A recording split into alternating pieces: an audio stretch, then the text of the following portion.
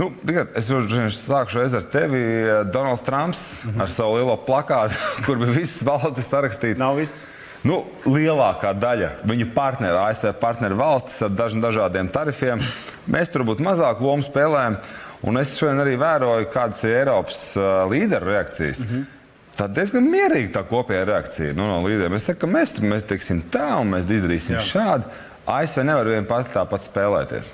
Piekrīt šam galvējumam. Tā ir pilnīgi pareiza nostāja no Eiropas Savienības un gatavojās šai dienai. Gatavojās? Jā, gatavojās tādā ziņā, gan apzinot potenciāli kādas sekas īstermiņā, ilgtermiņā varētu būt šiem tarifiem. Skaidrs bija tas, ka atbilde būs, bet līdz tam pat brīdim, līdz pat 2. aprīlim sūtījām visos iespējamos veidos signālus, ne tikai signālus, bet arī amatpersonas sūtījām uz ASV, kur bija jautājums nevis par to, kādi tarifi, bet no tāda nogriežņa punkta, ka mēs jau pieņemam, ka tarifi ir stājušies spēkā no abām pusēm, un mēs ejam tagad sarunu raundā. Postfaktum tā kā jau? Jā, tas ir ļoti pareizs pieejams.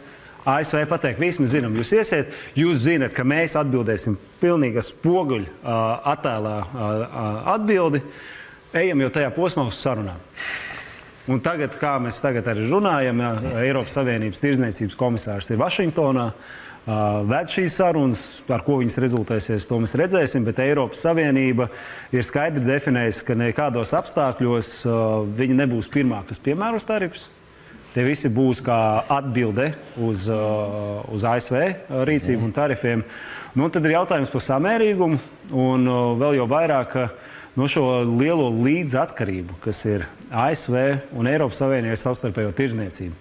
Tie visi argumenti, kas no Trumpa ir izskanējuši, ka Eiropa praktiski ļaunprātīgi izmanto savu situāciju, apzog amerikāņus, un tur ir, kā saka, vēlns ir niansēs, detaļās.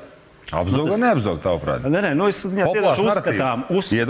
uzskatām, tātad preču tirdzniecības plūsmā.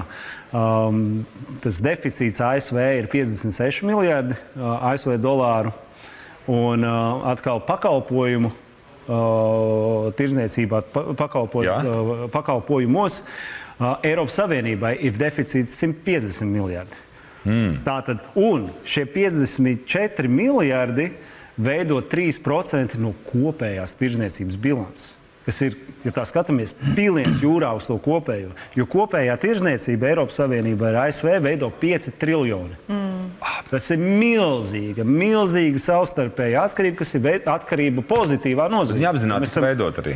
Nē, skaidrs, ka tirgojās gan no preču kvalitātes, no daudziem citiem principiem, un arī tas, ka abi divi tirgi ir maksāt spējīgi. Tie ir ļoti pievilcīgi tirgi, un līdz ar to tā apusējā tirdzniecība ir bijusi. Tas, ko Trumps mēģina pasniegt, ka te atkal vēlns ir detaļās. Eiropas Savienībā 70% ir imports bez tarifu. 30% ir tarifi. Un tarifi, kas tiek noteikti importa precēm trešajām valstīm, veido 2,7%. Tikai 2,7%. Un attiecībā uz šo tarifu, kas tiek noteikti ASV, ir 5,7%. Trumps apgalvo, ka Eiropa uzliek 39% tarifu. Bet šeit, un skatītājiem ļoti svarīgi ir saprast, tas, ko ASV puse tulko kā papildus tarifus, ir mūsu nodokļi.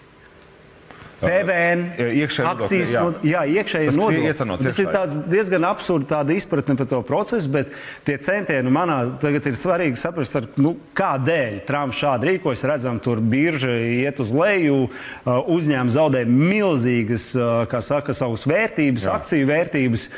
Mans skaidrojums viens. Trumpa tāda īstermiņa varbūt tas mērķis ir panākt to, ka pēc iespējas vairāk rietumu uzņēmumu Eiropā pārceļ savu ražotni darbību uz ASV. Mēs redzam, ka īstenībā tas darbojās vēl pirms tarifus piemērojot, piemēram, Hyundai, Korejas lielākais auto ražotājs, paziņoja par 20 miljardu investīcijām ASV.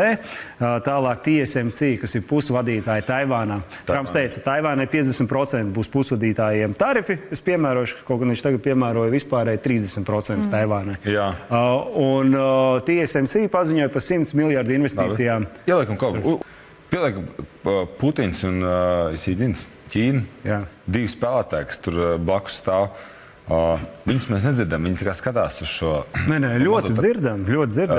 Iedod tās viņu domas, un ko viņi tur beneficēs, ja Eiropa ar Ameriku sāks kasīties? Potenciāli modelēt. Ko šī iegūst? Absolūti tas vājina konkurētspēju arī pašai Amerikai, vismaz īstenībā absolūti. Eiropas Savienībai arī, jo globālā ekonomika, tas, kas ir minēts, daudz saka, ka Trumps mēģina piemērot to politiku, kas pēdējo reizi laikam tika piemērot 1890. gadā, arī ar masveida tarifiem, kas pacēla nosacīti ekonomiku, bet tad līdzīgs veids tika īstenots pēc Pirmā pasaules kara, kas noveda pie dziļās depresijas. 20. 30. gadi ASV. Es no galas nepateikšu, kurš bija 1890. Es saprotu, kur laiku tur runāja. Viens ir vinēts, to arī pats Trumps teica, ka tas ir tas modelis, bet ir tā būtiska atšķirība, ka starptautiskā tirzniecība 21. gadsimtā ir fundamentāli savādāk nekā viņi bija 19. gadsimta nogalē vai 20. gadsimta sākumā. Viss ir savstarpēji līdzatkarīgs, absolūti globālās piegāžu ķēdes, ekonomikas vispārējais savstarpēji saistīts.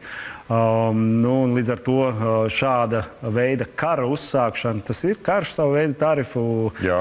Te es kolēģiem minēju pirms raidījuma, ka ir īstenībā viena valsts, kas ir tagad paziņojusi, un arī Trumps paziņojis, ka sarunu ceļā viņi ir panākuši to, ka šai valstī ir 0 tarifi. Tā ir Argentīna. Ir vienojušies, kas ir vienošanās saturs, to droši vien viens nezina, gan jau arī Argentīna ir kaut ko šī saruna ceļā upurējusi, es domāju, un gan jau ar laiku nāks gaismā kādās jomās.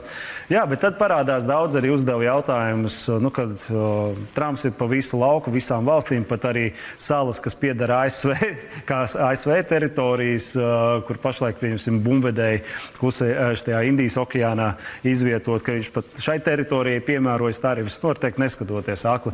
Viena tāda interesants akcents šajā sarakstā ir tāda valstis, kurām piemērotas tarifi. Un Taivāna ir minēta. Es aplaudēju, Taivāna ir atzīta pa valsti. Tas ir ļoti labi. Tas tās varbūt nepārdomāts no ASV puses. Tā ir tās politika. Bet, ja tā nopietni paskatāmies, kam nav piemērots. Tātad Krievija, Kuba, Ziemeļkoreja. Interesanti veidojumi. Jā, tur, protams, tā argumentācija no Trumpa administrācijas puses ir, ka šīm valstīm jau tā ir masveidīgas sankcijas un praktiski tirdzniecība nenotiek. Tā nav patiesība. Ar to pašu Krieviju, ASV pagājušajā gadā tirdzniecības bilance ir bijusi 4 līdz 6 miljārdi.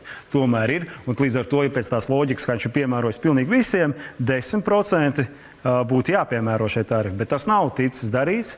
Tas līdz ar to uzdod vēl vairāk citus jautājumus, kā pieņemsim jaunākais paziņojums no Krievijas sūtņa attiecībā uz pamieru Ukrainā ar ASV pusi, kur viņi ir vienojušies, ka stabilizējoties situācijai, ASV uzņēmumi varētu Krievijā pārņemt tās ražotnes, kas savulaik ir piederējušas Eiropas uzņēmumiem, kas dēļ Krievijas agresijas Ukrainā ir izgājuši no Krievijas tirgus.